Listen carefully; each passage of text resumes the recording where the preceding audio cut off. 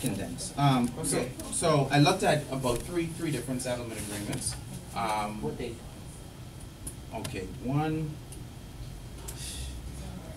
I don't know if I have the dates here, but if that's important, I'll make sure I put the dates. But I tried to look at I actually, what's the date? of the settlement agreement. It shouldn't be too far. One was the I was trying to find cases of entities that had a branch in bonds. That was my thing. So I looked at So Sweet General. Who? So SG. Oh. Sorry. Go ahead. Okay, Go ahead. SG. So I looked at that case. I looked at what violation of OFAC that they committed. I looked at the amount of funds that was being channeled in violation of the sanctions. I looked at the fine imposed. I noted that SG voluntarily disclosed, and I looked at the significance of the fine, and in my view, based upon the significance of the fine, I think the funds channeled were about 53 million, and the penalty was 53 million. And so I made a comparison that there wasn't really any gain from SG AML's standpoint because they were fined so severely. There wasn't any gain from the from their violations. I then looked at the policies that SG implemented in order to prevent other violations, because under the settlement agreements you have to disclose, you have to identify the deficiencies, you have to implement corrective measures, and I stated that based upon my view, the impact of the fines were they encouraged persons or entities to implement policies and procedures to correct their behavior. They severely fined organizations to deter them from committing certain similar violations. They published the information as an example for other entities that may be involved in similar infractions. Okay. Anybody else? No? No one attempted it?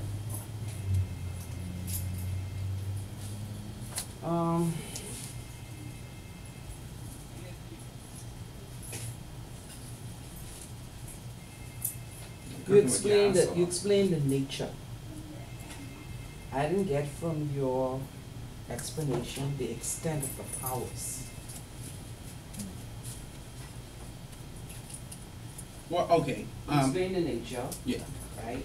Everybody knows what the nature is for OVAC and its regime. But what is the extent of the powers?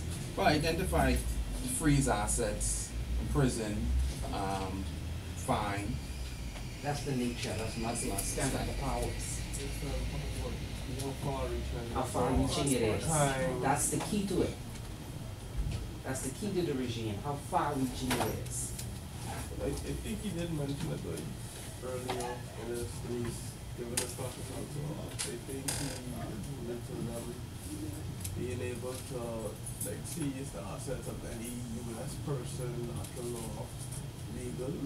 And I think that has to do with the extent of their powers, because it says that okay, no matter how far or where they're located in the world or what laws may apply to them, they can still over. But he has to bring out that the whole point of the OVAC regime is US persons.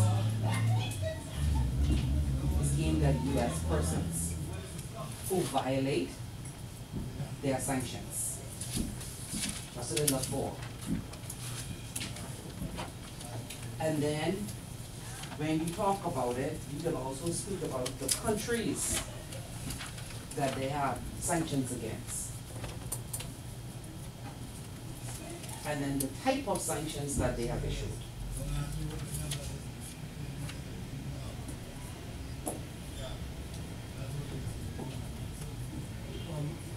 That's a good question. Yeah, we missed you last week when we were hot. Sorry. That's okay, go ahead. But I just wanted to know, like, in terms of preparation class, are we just like attempting to answer the questions and then discuss them in class? Everyone said that at the first class. Yeah. It was never like a first class. Yeah, I say every time when I come, the other lecturers do it differently. When I come, the first thing I do is ask, did you attempt any questions? Okay. So I have a few questions for you in relation Okay. to that. Should we spend a significant amount of time actually looking at the settlement agreements on the different cases and discussing those cases? Or should we look at it generally? Because I tried to give a quick overview and then spend most of my words But looking it at the depends, cases. listening to you, I didn't get from your summary, your strategy. What's your Okay. strategy for the fines? Are you looking at all large ones? Or are you looking based on sector? Or are you looking based on the deficiencies that were identified? My strategy was actually trying to show linkage to the Bahamas.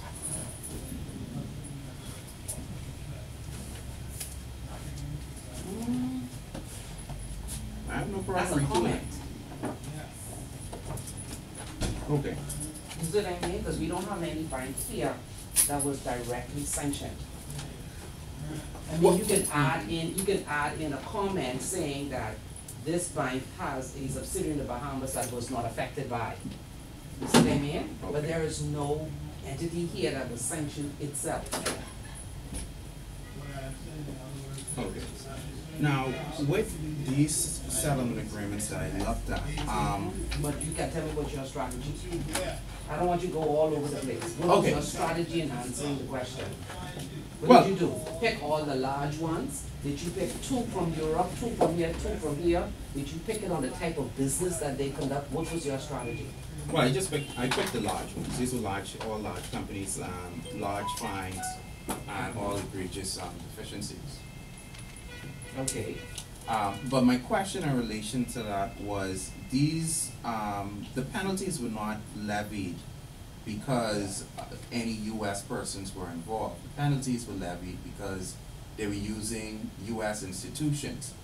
So in one case, the Ashley Ambrose case, they had these Iranian banks that were arranging for funds to be channeled by these entities that were on the sanctioned list to have business and funds funneled to US accounts. Mm-hmm.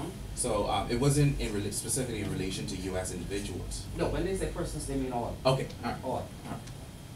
All. And they say the likely impact. Now, when you say likely impact, they will have on the conduct of organizations. They're talking about in general. All other organizations, what do they do in order not to be fined? What will they put in place? In essence, what is the lesson learned from those organizations that were fined? That's what they're looking for. I have one more question. Just is it okay for us to get like an interview from someone in the industry? If we know someone in the industry working in compliance, to speak on like when we're answering some of these questions. Now, when you say some, this one, Generally. no, you gotta tell me which one. Because I can tell you whether it's relevant or not. So question one that deals Okay. with I believe question one deals with The Patriot Act. Patriot. Mhm. What if we know somebody who was in the industry at the time that these changes took place? Mhm. Could we interview them and then use that as a source for the question when we're answering? One of many, but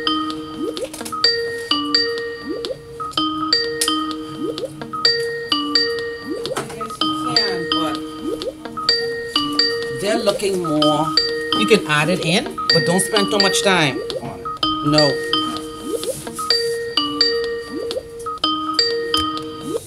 I don't want you to spend too much time on it because what they're looking for is from a holistic approach by the jurisdiction. See what I mean? Yeah. What did the country do? So what did the regulator in whatever sector, what did they do? And then you can add in that this is what an organization did. So if you work in an organization, you know what they did. You don't, so that's why you're doing the interview. Yeah. The whole focus is always go, what did the jurisdiction do? What did the regulator do? Then what did the actual entity do? Okay? Yeah, that's one. Because my question is that you're looking at the environment before and then the impact that we have brought.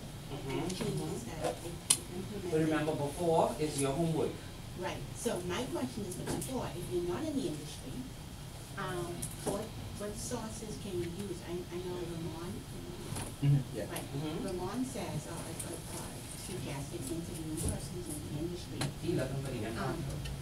Right, but my thing is that if you're looking at the Patriot Act, it logically you would say this act did the opposite or corrected something that was in opposition to what it's done. For instance, if it says blah, blah, blah. So then logically you would think, well, it was the opposite, so they had to correct it. But how do you actually, how do you confirm what the environment was prior to the act? I mean, definitely speaking to people, but it's They like, can be vague. they can be vague, but, do you look at, I guess depending on what the act would have done, that would send you to which legislation or what piece of, documentation that would have been in place that would speak to that particular change. So did you start your research? Not yet. But Good this, stuff. but It's this, there. but this is my thing, because I have to get it set in my head first before I go running all around the bush. Once you key in the Patriot Act, a lot of stuff will come in. And you go through it, you find out what was before and what is after. Okay. Mhm. So we good? No more questions? I think next Saturday is our last, so I don't want everybody come next Saturday. No more? Pardon? Oh, really? That's it? Okay. What happened? No, last with me. Uh-oh. I tell you, every lecture is different. Some will just present the chapter to you and that's it.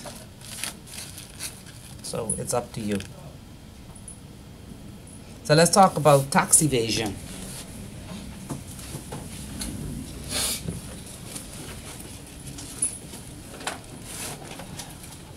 So when you answer your question on the offenses under the Proceeds of Crime Act, you're gonna have to comment on tax evasion.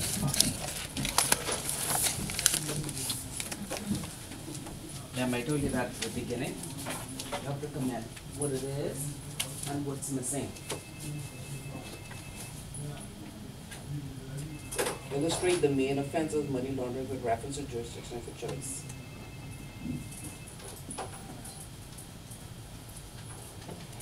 So you want to conclude when you summarize by saying whether or not tax evasion is included as a main offense.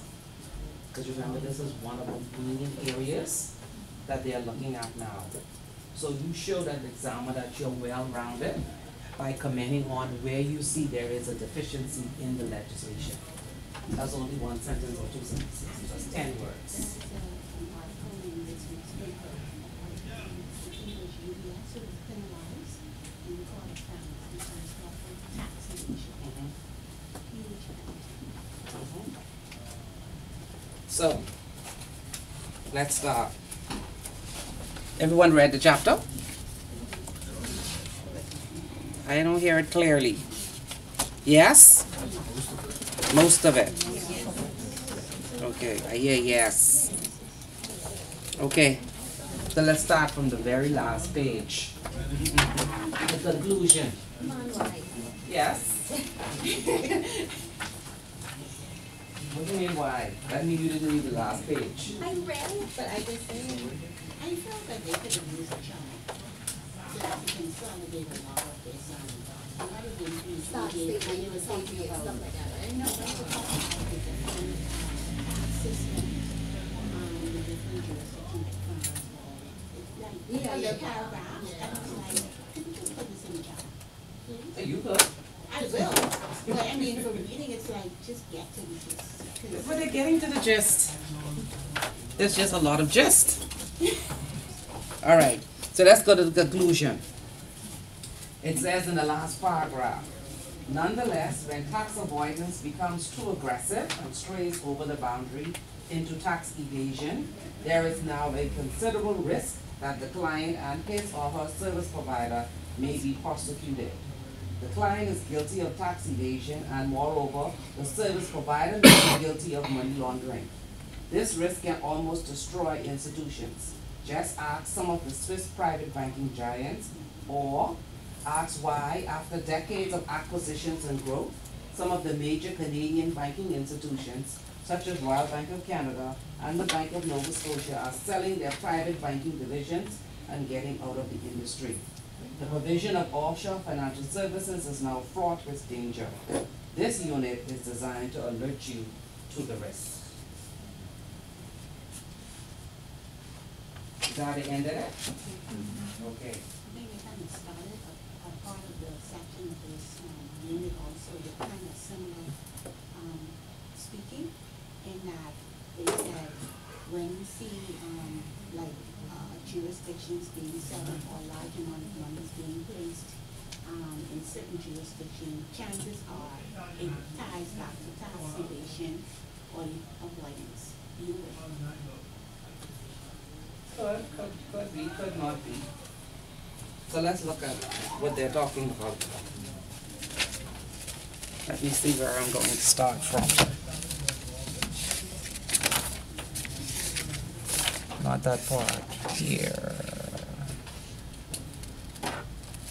Criminal liability for laundering proceeds of tax evasion. 137. So far, once you get into the role of an MLRO/compliance officer, there's certain things that you need to know. What's the first thing you need to know? In the role of an MLRO compliance officer.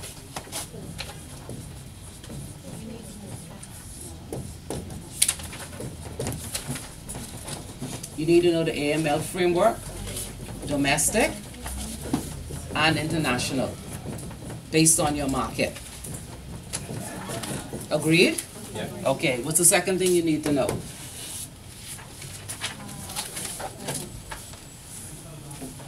tax entities that will reach, that's not international, as far as that, not What do you mean tax entities? regulations, tax regulations that are reaching to your jurisdiction. You need to know the tax regime in your international market, where you operate. What else you need to know? Industry you're part of.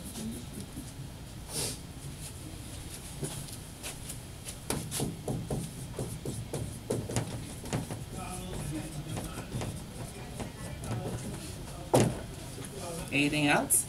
Source of client funds. Well, that's the day-to-day do. We don't know overall. You know, we ain't gonna let the client yet. But what all do you need to know in context to carry out this function on the AML? What else you need to know?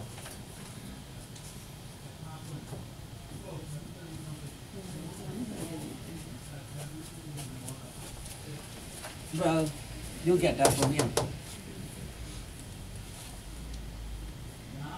Because in each country, what does this include? Legislation. Yeah, so whatever is their equivalent to ours.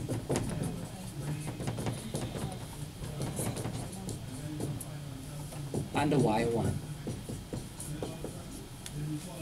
What else you need to know?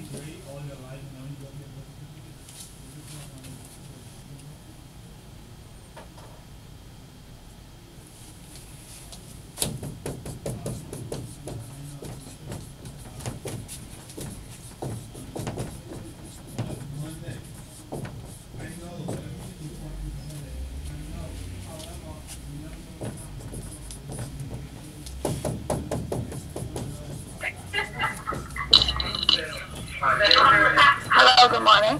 Good morning, how are you? Fine, thank you. I have no videos. Oh, hold on one sec.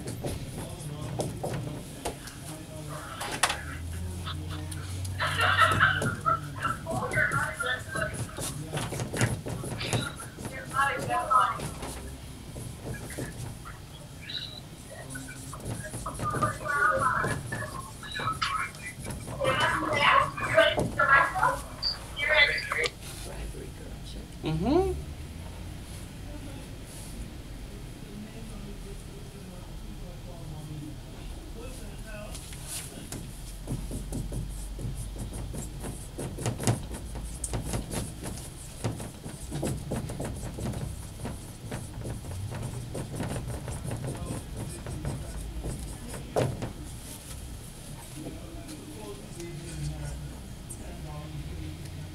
Hmm?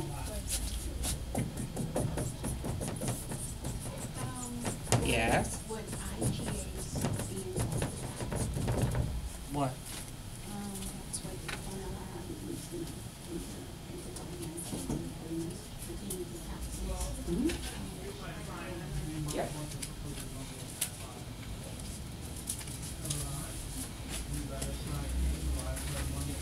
We can add that in here.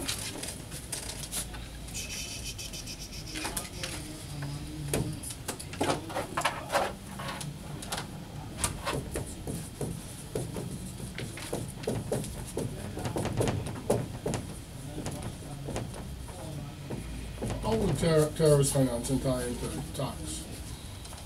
Hmm? How would terrorist financing, how would that relate to tax? It can be used. The funds can be used. Mm-hmm. So we good? Sorry, what is that B1? After international standards tax? Is it- Bribery and corruption. Okay.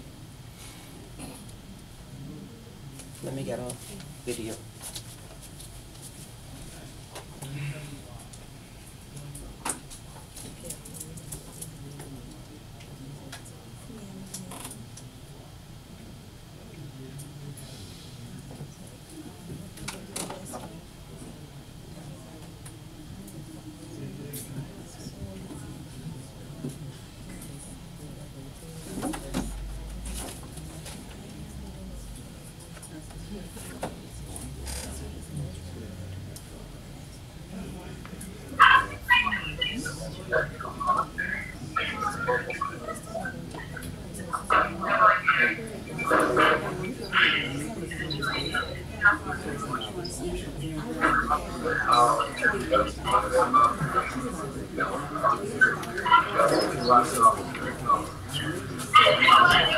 So we good, right?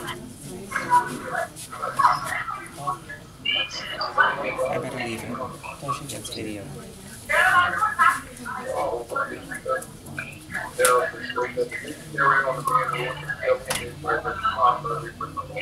So let's talk about what the Bahamas did with regard to tax evasion. Hello? Hello? I still have no video. Yeah, they're coming to fix it. Okay, thank you. Okay. Bahamas' approach to tax evasion. Who wants to start? Why is this important to us?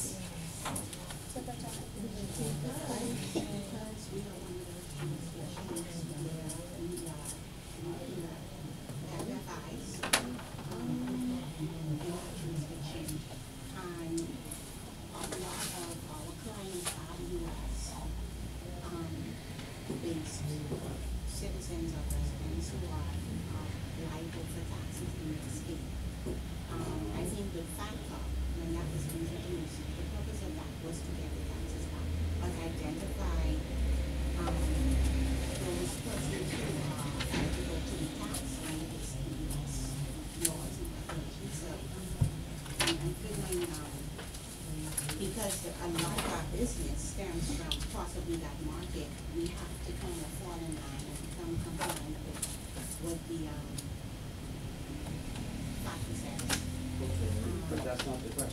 policy though. So I don't want you to answer your questions like that.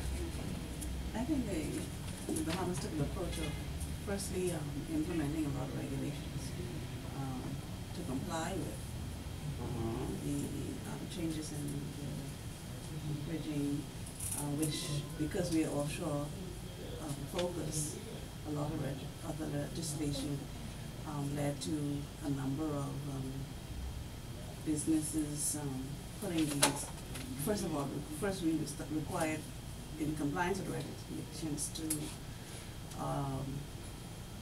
develop our know your client regulation policies, all that kind of stuff. And so the red tape started coming in. That was our first introduction. So we immediately attacked the offshore banking, that kind of Who wants to start about it? You're getting there, getting warm. I wonder Bahamas' approach to tax evasion. Massager. This, I may not be able to put it clearly because I think I may have read it about 2 weeks ago, but are you speaking on the fact of where we would have introduced in our laws if it is an offense in the home country, how we would consider it? Yeah. Okay. No. I was reading an article that Siobhan Line had in the Guardian that was published after the blacklisting, and he kind of, Which one? well, he had several. We had plenty, which one? The last, sorry, the last first one? one, the first one, First very one? first one, yeah. Okay, okay. And he started to say that when we were blacklisted in 2000, the response by the government was to implement Proceeds of Crime Act, update your International Business Companies Act. But was that related to tax evasion? Well, yes, in part it was, because after that, You said so? I'm pretty sure I got that from my article, yes. Carry on though. Because he said after that, the Bahamas also had to enter into a lot of tax information exchange agreements with these various institutions. And from there, the G20 countries continue to apply pressure. So you had FATCA, you had all of these other pieces of legislation that happened after that. You're getting warm. Okay. Well, this whole tax evasion, they doesn't stem from the higher act of the US. Go to the what? The US. The act that was signed, I think it's called the higher act. And the FATCA actually was kind of the revenue generating arm of that act, because with that act, it was a job stimulus act where they were trying to encourage employment, and they were giving big companies tax breaks, tax credit. They didn't have to pay their Social Security and income taxes. And in order to gain that loss revenue, the FATCA act came into place, where now they say in order, allegedly, where that was implemented or enacted under Obama, President Obama, in that was why they needed to now find out where their citizens or residents or whoever's taxable in the US, where their monies are, in order for them to now retrieve or to gain some revenue back in to offset that.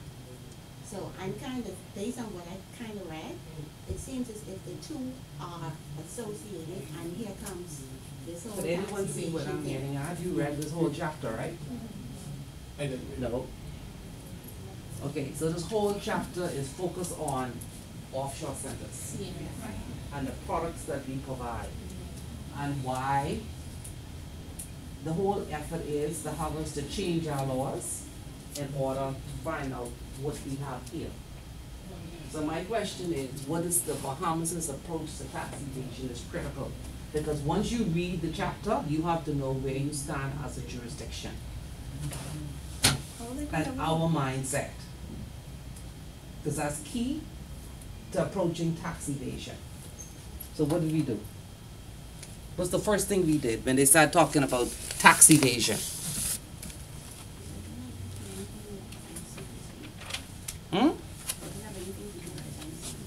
The whole purpose of changing the laws to address tax evasion is to get rid of confidentiality.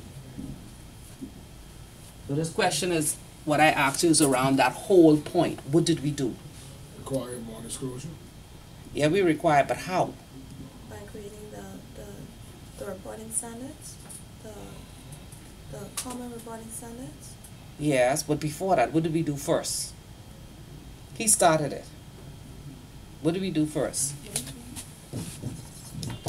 First thing we did was we entered into bilateral agreements.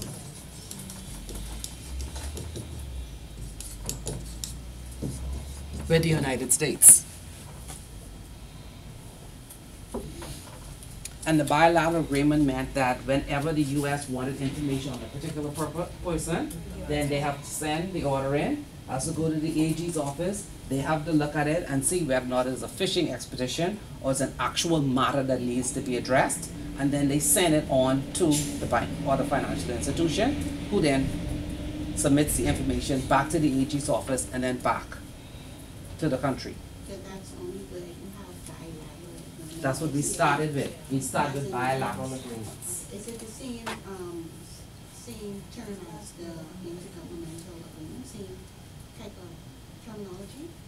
Because I'm hearing it, and Intergovernmental agreements can be bilateral or we can have multilateral.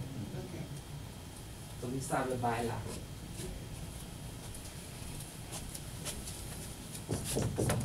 Then we did the tiers with other countries.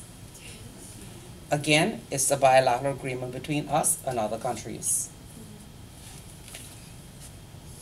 Then what did we do next? When the pressure came. That's when you came. Everybody knows when the pressure came.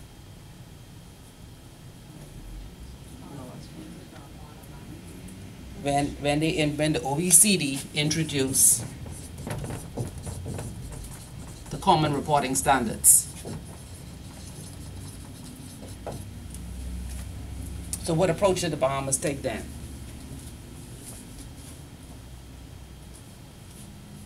When they introduced us, what did the Bahamas do? The Bahamas began discussions again for bilateral agreements. But what was the focus of the OECD?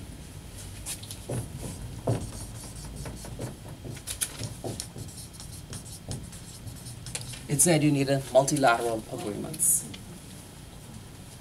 So what's the difference between bilateral and multilateral? Difference in the wording of the agreements.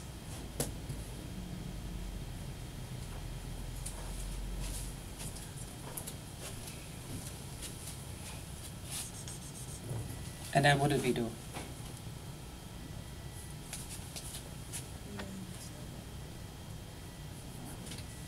Did we sign some agreements? And we passed some legislation? And you have to read all of them. Sound like planning. Yeah.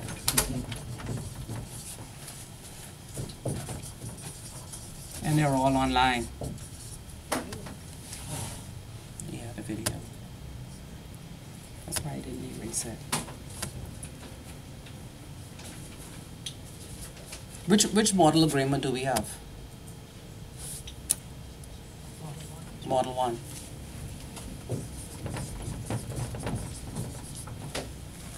When you read these chapters going forward, when you read it, you have to read it, and if it's new to you, you have to read it 2 to 3 times.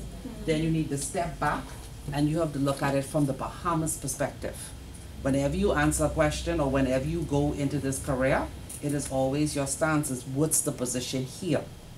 And then what's the position in the country you're dealing with? And if you don't know your own stance, it's very difficult to do business or to even give advice. And so now you're in the classroom, you have to take this from a historical perspective and then bring it current in order to be able to give an intelligent response as to why we do what we do. So what happened after this, all of this?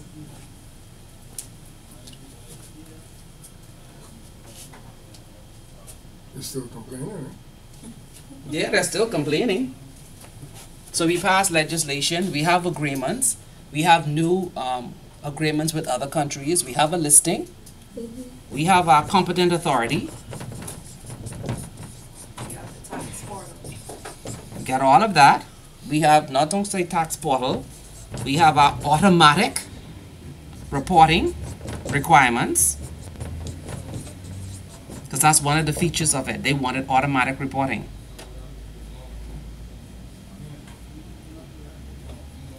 And we have, I think that's in July or August, depends on when they open it. We have all of that. So what's wrong?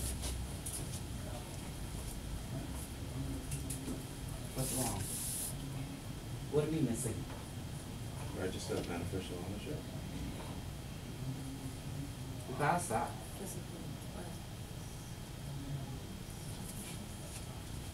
So we have the register for BO.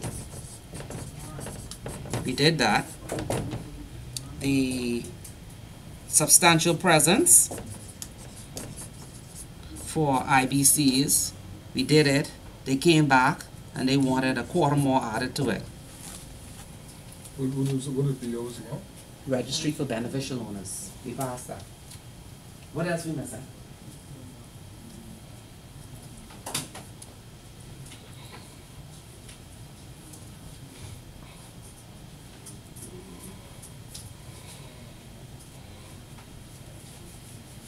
Does it have anything to do with the domicile of the BO in terms of tax obligations? No, that's the next part of the class.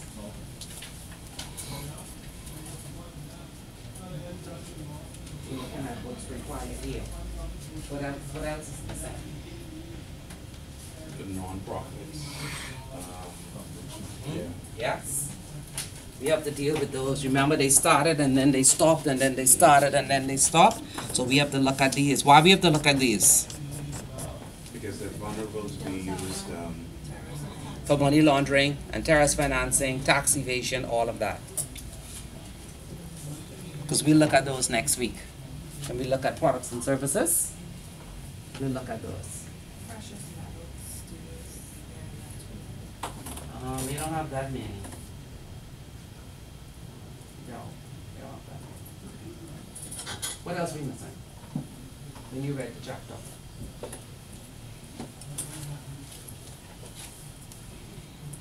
Remember now, going forward, after me, when you come to class, read the chapter before you come, so that if you have questions, ask it.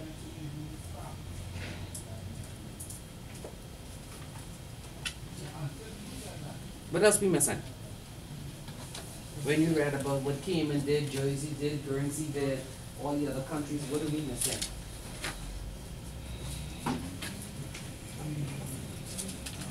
Let's go to the Proceeds of Crime Act. Is tax evasion an offense in the Bahamas?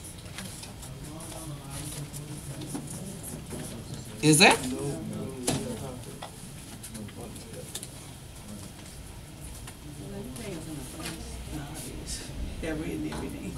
But is tax evasion an offense? It isn't. Well, if now, as we have now added in the FAR and all those kind of things, yeah, we make it mandatory, yeah. So if it's not paid, yes. But when you read the chapter, it speaks about defining tax offense as actually having a tax regime in the Bahamas. Do we have a tax regime? No, we don't. And that's the gray area. How can you charge someone for tax evasion when you don't have a tax regime in your own country? And so that is why there's a push for this substantial economic presence. But there is an even bigger push for the base erosion, profit sharing, and passing legislation.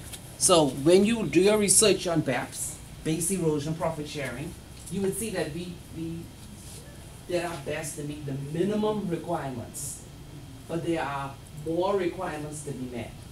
We did the minimum requirements so that they would get off our back, but we know that eventually we have to do the rest. And what they are looking for is for the Bahamas to introduce, or let me just not say Bahamas, let me just say offshore centers, all of them, to introduce a tax regime. So that when you make tax evasion an offense, it's an offense in your jurisdiction. Was this why there was that push to amend the customs? Yes. but that is not sufficient. Yes. A whole tax regime.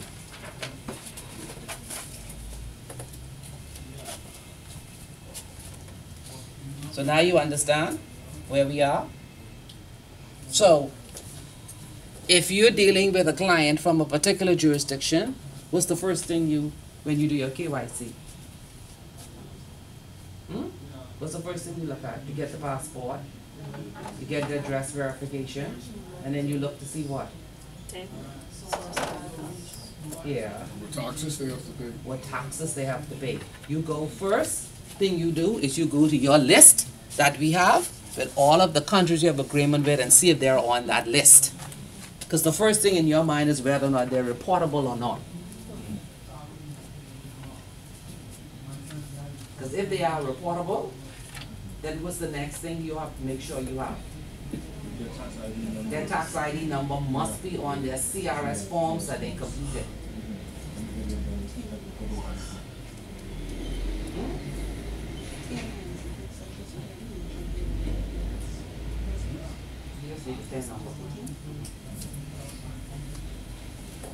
So, for most people dealing with these type of compliance requirements for tax evasion, whether or not we're doing it under the CRS model or we're doing it under the QI model, you have to go and read the OECD standards, the OECD handbook, the Bahamian, all of the legislations that we pass, and all the guidances that we issued for reporting for taxation. So is it fair to assume that, so is it fair to assume that wherever the OECD has arms into a particular jurisdiction, eventually they would want to see that jurisdiction to say, introduce a tax regime? Because I kind of got that when I read. Because everything that. It's the opposite for us. If you want to do business with us, this is what you need to do.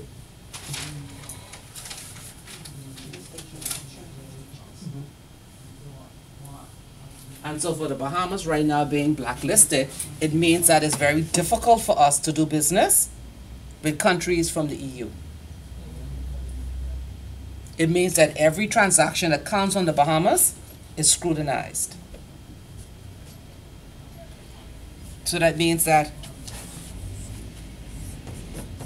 enhanced due diligence must be done on every transaction coming from the Bahamas.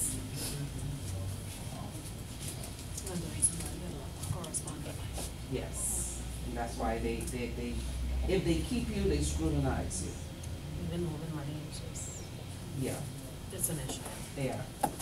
Any money you move. It takes days. Yeah, it takes days, some days it takes weeks to move money.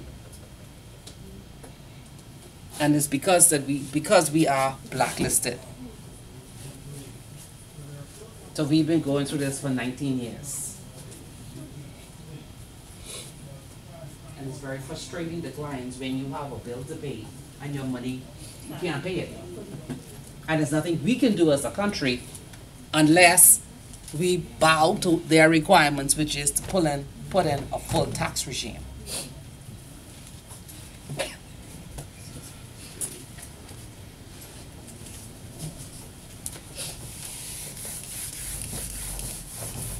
So we good?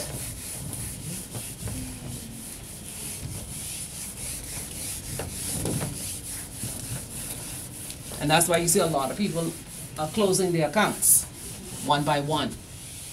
Because if it is a crime in their country, they prefer to close the account and pay the tax authority and lose the money. And they go to jail. There were a lot of amnesties too, especially in South America. But some countries, amnesties are finished. Yes, and about 2 or 3. Yeah. They give them the opportunity. So a lot of people, one by one, when they realize the severity of the penalty, they're all closing their accounts and taking their funds onshore. For those clients who find that it's not so much a matter of well, when I was in that space, not so much a matter of tax evasion, but more so just not wanting people to know what it was in terms of privacy. I find Europeans, Americans, perhaps the purpose would have been tax avoidance. But I found for most of the South American clients, it was honestly a matter of safety and privacy. So Yeah. more so than anything else. Yeah, you don't have much movement from Latin America because they, by the nature of their tax structure, it's very difficult for them to avoid paying taxes. That's just the nature of it. But let's look at what's required as a country. Because we have no choice now. We have to report. So let's go back to the beginning of the book, the beginning of the chapter. I want you to notice 1.1 when it starts. It says, what is tax evasion? Listen, private banking, wealth management, trustee or corporate asset holding services are provided to high net worth taxpayers. So like I said at the beginning, this whole chapter, this whole topic of tax evasion has to do with offshore centers and the products that we provide to high net worth and ultra high net worth clients. There's a difference between tax avoidance and tax evasion. Those people that structure their wealth not to not pay taxes, but to reduce taxes is legal. Now when you just don't pay taxes, that's the problem.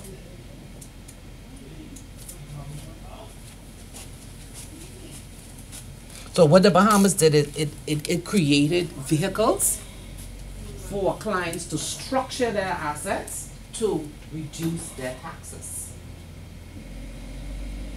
So even though the IBC is a flexible instrument in terms of doing business for anonymity, it is also a vehicle to reduce taxes.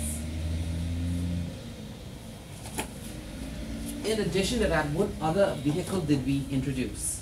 PTC. What one is? PTC. The PTCs and Exactly. executive entities.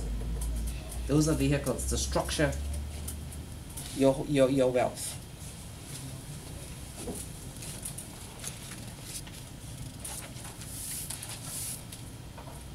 So the first country that decided that they were sick and tired of all of this, you cannot get information because of confidentiality, was the United States.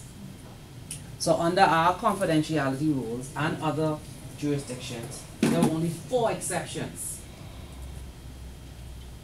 wherein a financial institution would disclose any information on their clients. And what were those 4 exceptions? Yeah, by compulsion of law. Exchange of laws, treaty, agreement. Now fall on compulsion of law. Next one. 4. There are 4 exceptions by law. So with the customers, with the With clients. customers' consent. Consent. Yes. What else? Subject of investigation was also under compulsion of law. Mm-hmm. There are 4 exceptions. The whole nature of what we do is enshrined in law. This whole thing, when they use that word secrecy, we call it a duty of confidentiality, and that's enshrined in law in the Bahamas. Anybody knows where? I cannot agree. The Banks and Trust Companies Regulations Act, Section 19, and it gives you the exceptions.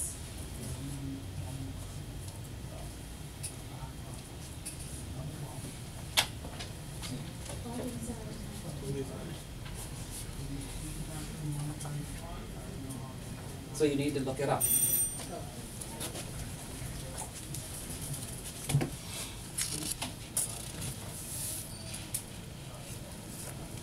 So what was the purpose of FATCA? Why did the United States introduce FATCA? Citizens who had holdings in Not just FFIs. Offshore. Offshore. But they had, prior to this, they had this. So why was it necessary to have FATCA?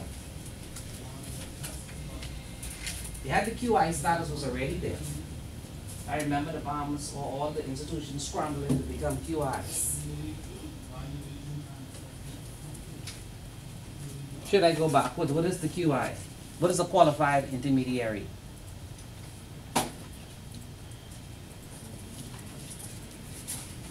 What was the purpose of that? Where each institution had to sign a qualified intermediary agreement with the United States government. Why? What's the purpose of that legislation? Everybody read this. So we do.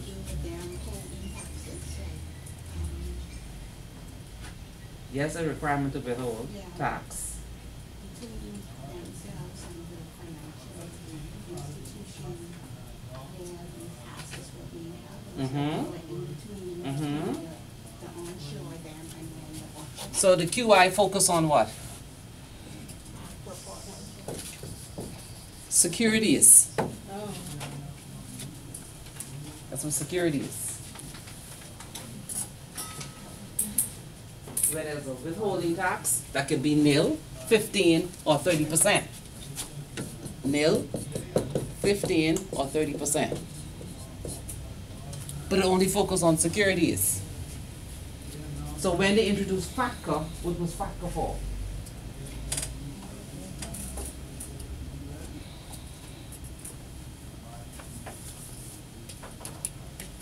Companies. More than companies. All financial institutions, banks, trust companies. More focus on their global income rather than just the local income. Any funds they make even globally, they want They want tax all. All. It's a global focus.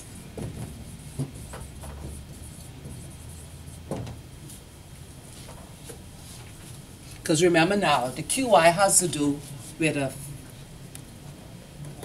financial institution that custody assets on behalf of U.S. persons or a non-U.S. person who hold U.S. securities. FATCA is everything. As long as you meet the requirement of what? What's the requirement here under FATCA? U.S. indicia. So you have to know what this means. So what is the U.S. indicia? In order to be reportable under FATCA. Citizen, citizen, green card, address, if it's a U.S. address. What else? The telephone number. Present. Hmm? Whether you have a substantial presence. Yeah.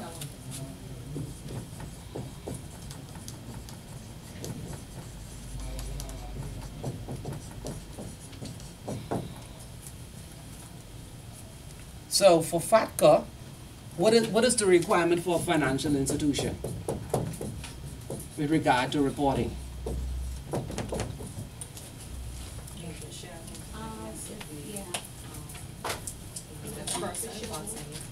Once you meet the criteria of U.S. indicia, and you have a balance of how much?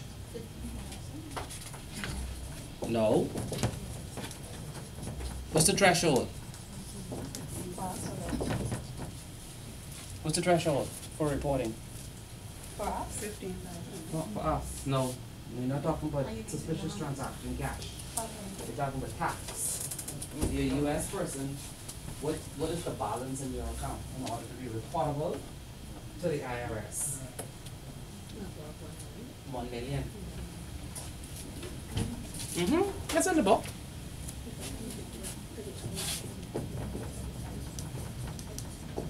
$1 million. So for all financial institutions, they have to go through all of their clients and see if they meet the requirements of being a US person and if they have a balance of $1 million. And if they meet the requirements and have a balance, they are reportable.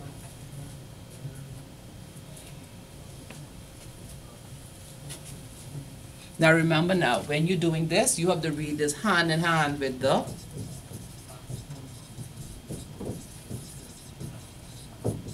domestic plus the international legislation.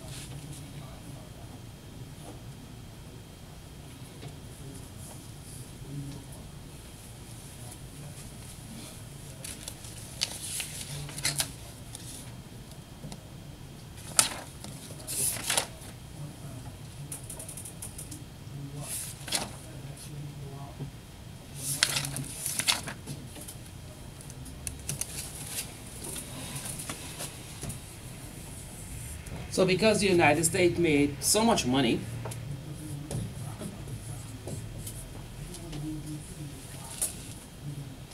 what did the OECD do? What's the requirement for reporting there?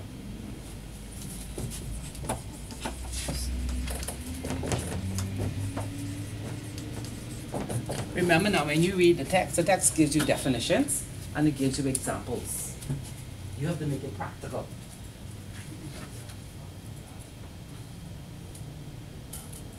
So what's the CRS reporting?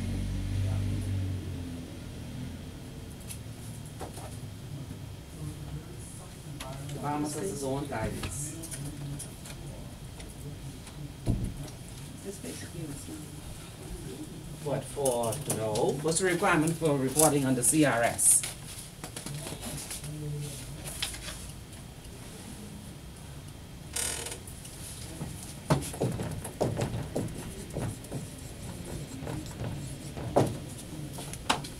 Where you're resident. It's where you're resident.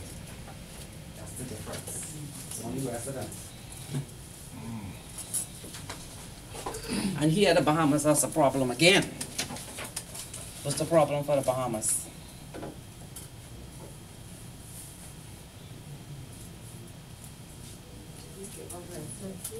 So they say. So they say. That's the problem.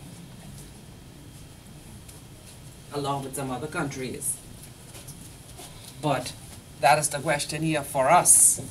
That's another issue that they're dealing with. They want us to have proper classification of residency in the Bahamas.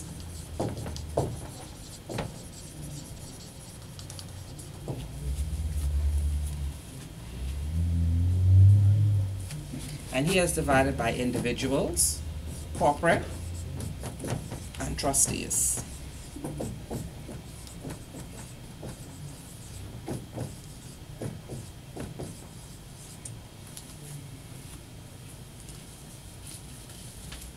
And it's always done on the previous year.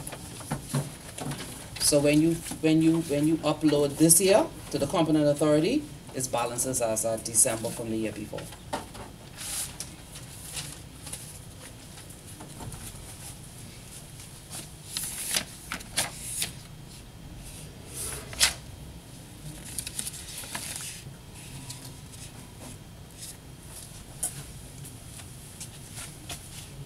That's my eraser.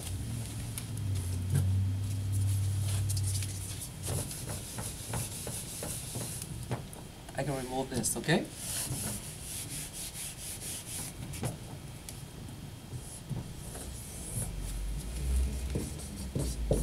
What KYC do you need to do for taxation? I will separate the two so it could be clear for the non-financial persons. If you're doing QI reporting, which is on securities, or you're just doing general reporting on the factor, what is required? Let's start from the beginning, like she liked to say KYC. What is that? What is KYC? Yeah, but what is that? Which is? Documentation, what documents? Okay, so you want a passport, or, Green card. or Oh, residency card, or US parent. no, just two individuals. Let me separate it for you. What else do you need for an individual?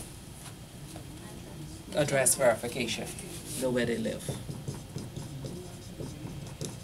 What else do you need for an individual? Tax number.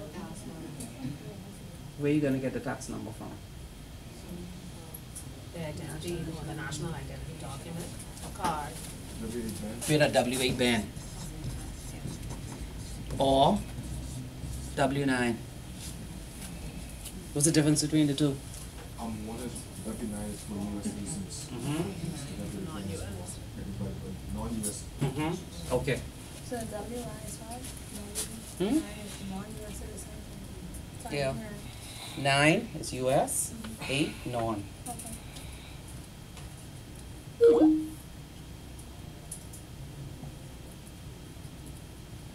For corporate entity, what do you need?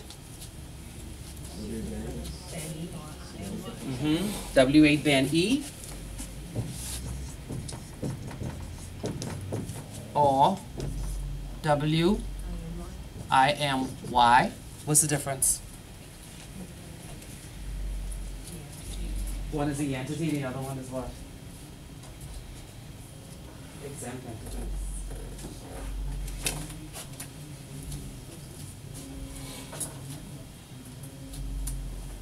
Which is which? E. Company.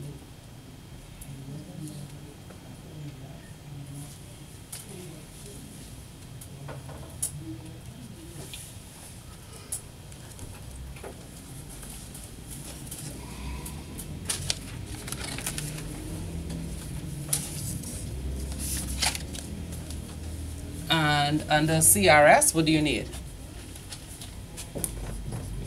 for corporations, that's all you need. We're not, but you have to need the regular KYC documents, which is the M&A, certificate of incorporation, certificate of incumbency, and the register of members, and the register of directors.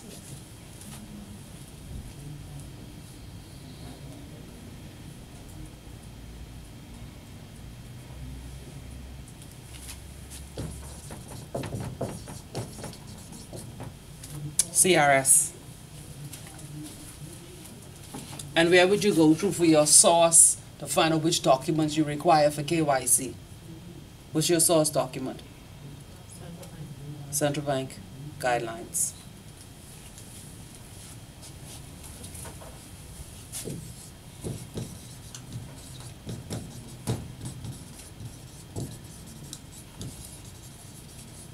Okay? And that's that includes scheming. Okay. Okay. CRS? What do you need?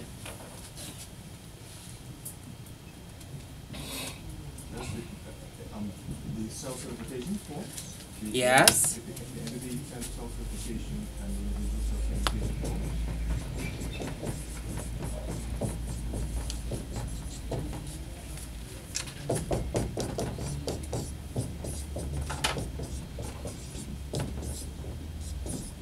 And the controlling persons, if it's a company.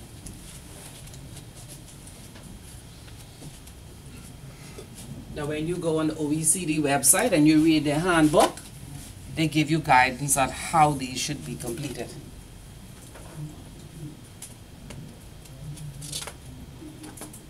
Now, bear in mind, when you do this type of work under compliance, it's a job function by itself. Because it's different from AML. Unless, of course, you suspect that it's tax evasion, then it falls to the MLRO. But this is a job function by itself.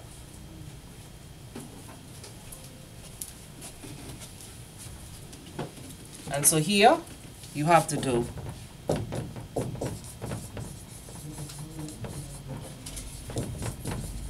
the residency test.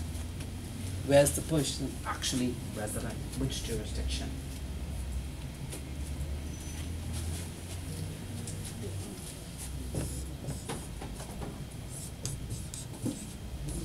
And then you go to the Bahamas CRS listing to see whether or not we have an exchange agreement with that jurisdiction to report them.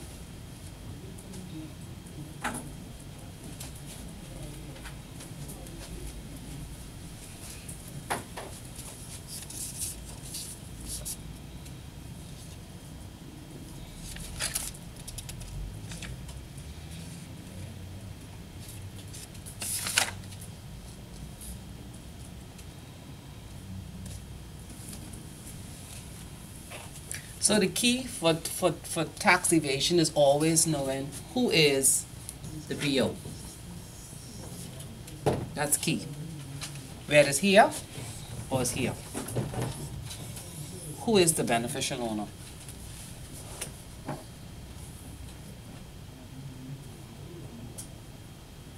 And so again, it depends on how it's structured. Because they could be here in the Bahamas, and the beneficial owner could be a corporate service provider using one of its nominee companies. Or it could be a corporate service provider in another jurisdiction using one of its nominees. We just down to the actual natural person. Let's go down to the actual person. You have to know who that person is and where they're resident and get their TIN number.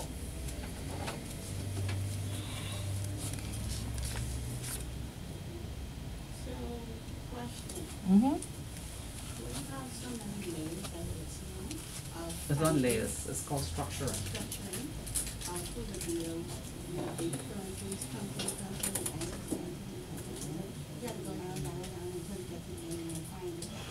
So the first thing when someone comes in and they are a corporate entity, before you even go to get this, this, and this, the first question you ask is, who is this person?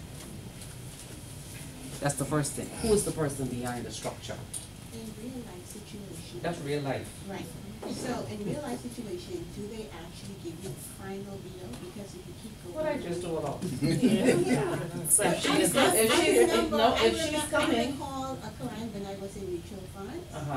We had to go back and go back and go back and go back and keep going back, and they would then give you when you ask. And every time you go back, it was a company. Well, when was this going back? Before you onboarded or after? This was before. This was before you onboarded.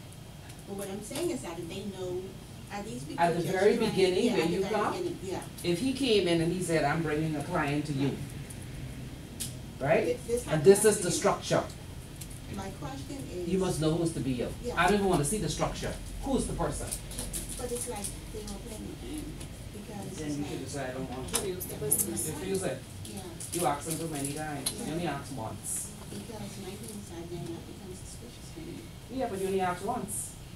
If you can't tell me who's the owner, then I can't do business with you anymore. That's it. You have to know who's the person. Because you may not want the person. It's not the structure now, it's Yeah, the person. that's been interesting. Now, once you get a structure that's complex, you have to know the rules and how money move between the structures. Because money don't move, just move. You have to know how to move money between the structures. So you have to know what the purpose of each structure in order for the monies to move between the structures. So, yeah, hence the term money. Yes. It has to make sense. All right. So what did I miss from this chapter that you need to know? I hear someone clearing the throat.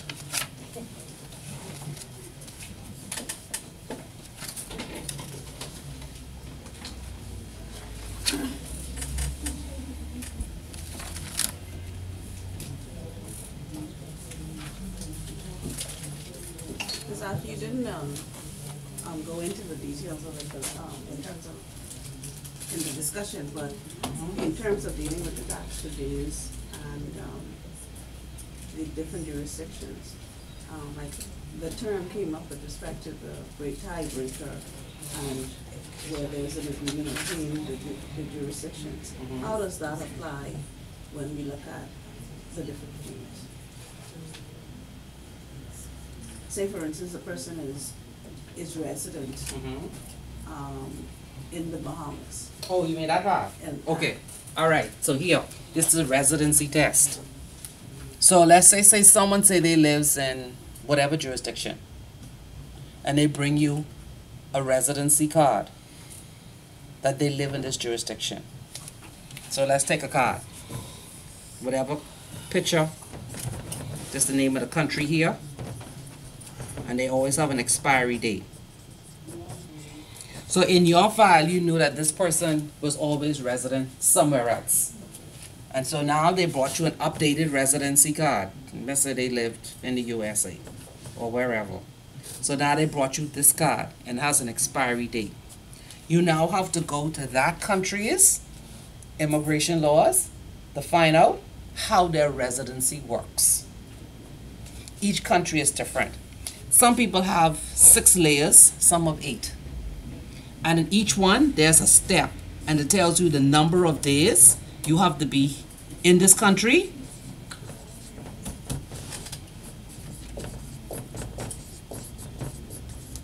And they have criteria before you actually become a resident of that country. This is not applying for nationality or citizenship to be actually called resident.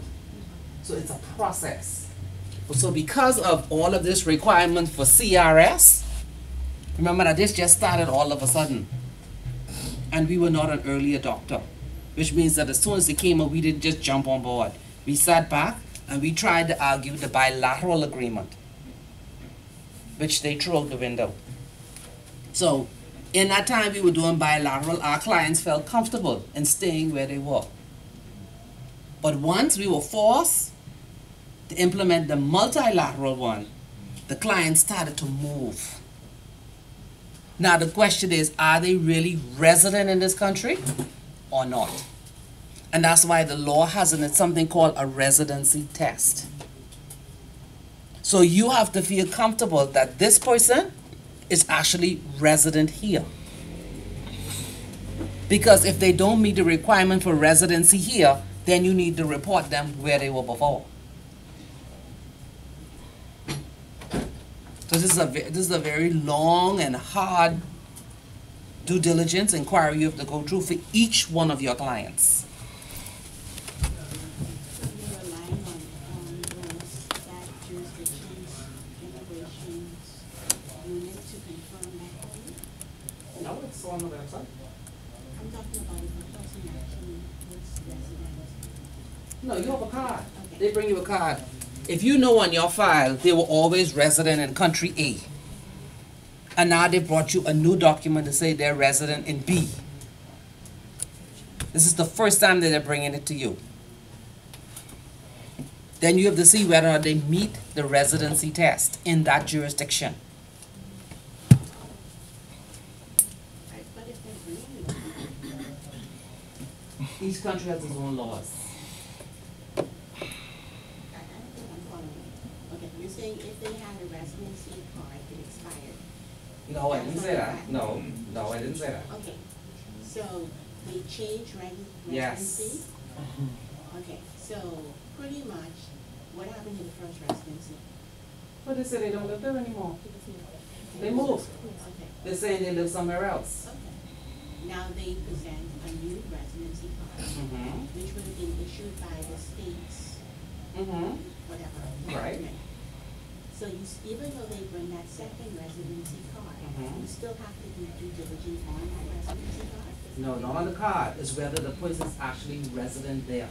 Okay, so. It's just like the person the flying card- in so the card Bahamas, means nothing. renting a condo, sending you a lease and say, I now live in the Bahamas. Are they really resident here? So how No. do you, so how do you present that and get a residency card if they're not a resident? Each country is different.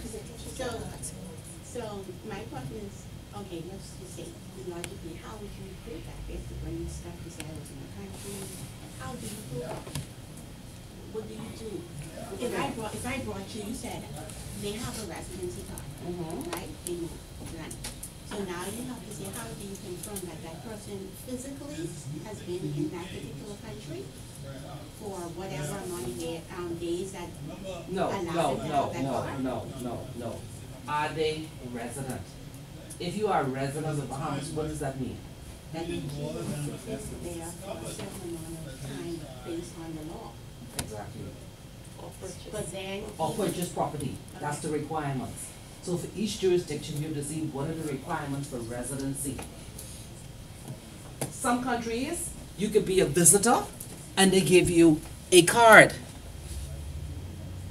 But it doesn't mean that you are resident there. They have different criteria. That's why I say some countries have 6 different types of residency. And you have to find out whether or not they need the resident. Are they resident there or are they just visiting? So you're pretty much questioning the classification of that residency. No, I'm more or less saying, are you resident? For tax purposes. Wherever you're resident, you should pay taxes. I get that. Right. But I'm still not. So I don't want you to move to a country today and get a card, but you're not resident there. You're not paying no taxes. You don't live there. Because I could give you an example from where I used to work in the money transfer industry. We have persons who have dual citizenship, and when they don't want to pay VAT and government stamp tax, they'll pull out their Canadian passport, even though they have a Bahamian passport.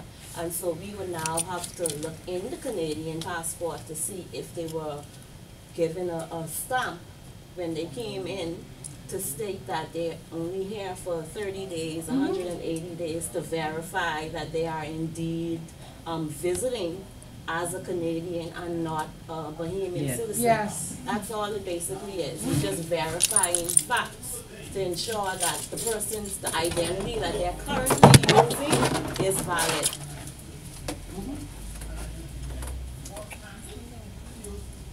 Yeah. Okay, so Ms. Asher, in respect to that, for instance, a person with dual residency or citizenship or whatever, how does this double tax regime apply so that the party is not called to pay double taxes if they're paying taxes in this jurisdiction? If both countries have an agreement, then yes. A double tax treaty between the 2 countries. Then you don't pay tax twice. And they only if those countries have an agreement. Yeah, have an agreement. Everything comes back to your agreement. They don't. You The pay bond's twice. ready. You pay twice. Most of them, but Yeah. it's also that situation. Right. So you see the movement now with people who have financial services in the Bahamas moving from one jurisdiction to another jurisdiction. And they go into a jurisdiction where there is no agreement, that the Bahamas doesn't have an agreement with, so that they are non-reportable. But the catch is that you would have to meet that residency requirement. Otherwise, the onus is on the financial institution, who may be penalized for non-reporting to the right jurisdiction. So there are a lot of people who just move. There are a lot of people that are coming to the Bahamas, and the Bahamas is being criticized because what makes you resident? Just because you bought a home, you get a residency card, but you don't live there. You lease it out. Bed and breakfast, Airbnb. So that's really tax avoidance. Kind of. I'm trying to avoid. You're just using the loopholes. Yes. It's avoidance. It's not illegal. So what they want us to put in law, stipulate the number of days that you actually should have visited the country or stayed in the country in order to claim that you are resident. But our stuff, our residency. That's the next question is now. Because even with gambling, real people, but our residency is different. If you come into this country and you even come for work, you can't gamble, but you can't tell the expats that.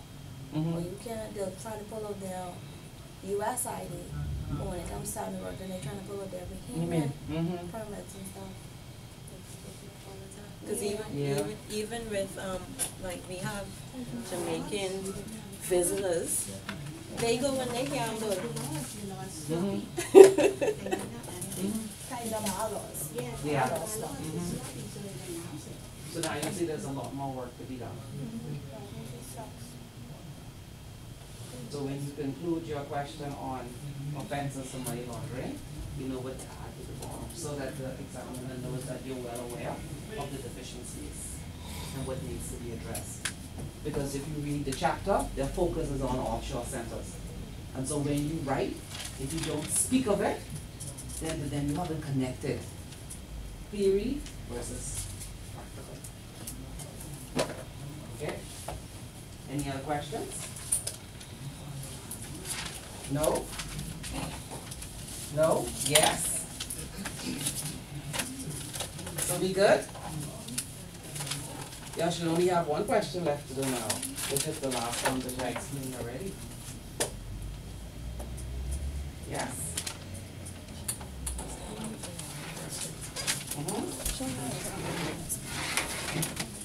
Yes, we're good?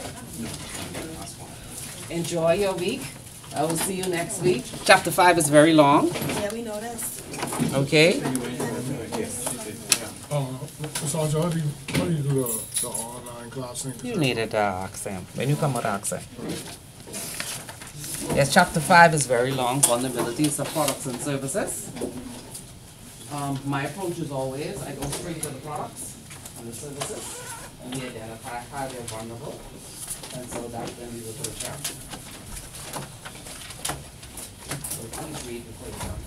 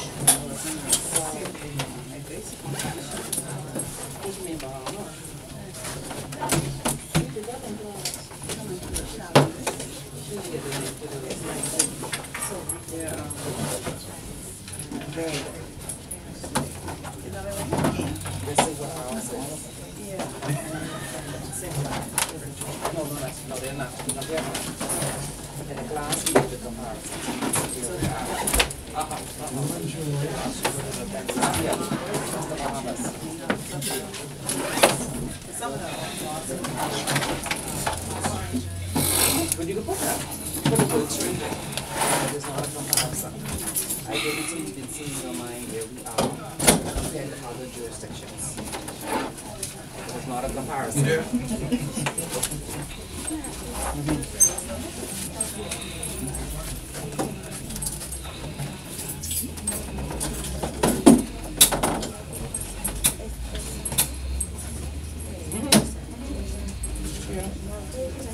Oh, there's another document you need to read. I brought it. I forgot. I want you to read. I want you to read this document.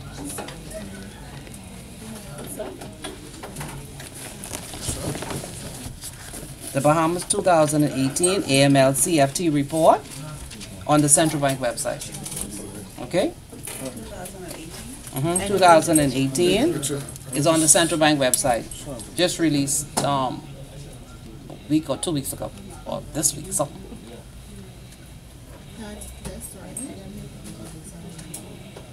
Yeah, that's it.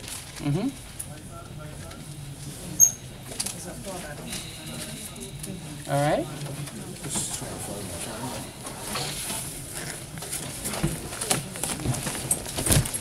Let me put it on here for those who are going to watch the video.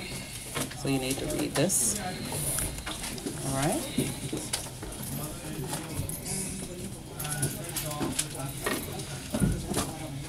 Got it? Okay.